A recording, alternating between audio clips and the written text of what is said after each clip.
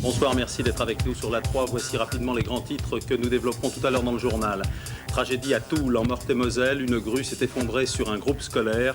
Le dernier bilan fait état de 6 morts et 4 blessés, dont 2 grièvement. C'est une rafale de vent, semble-t-il, qui serait à l'origine de la catastrophe.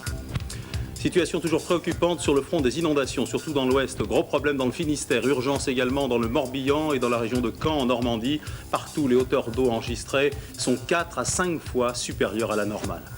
En Pologne, le cinquantenaire de la libération des camps nazis se déroule sur fond de malaise entre juifs et polonais. Nous écouterons quelques réactions de nos envoyés spéciaux dans le journal. Football, les nerfs fragiles d'Éric Cantona ont une nouvelle fois craqué hier soir. Il a agressé un spectateur hier lors d'un match du championnat d'Angleterre.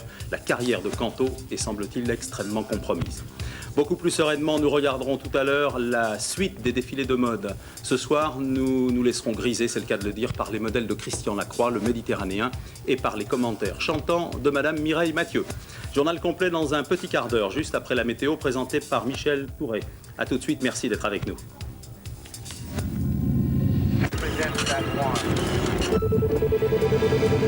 Les brûlures de l'histoire, armée rouge et tapis vert, le partage du monde à Yalta, après la météo et le soir 3.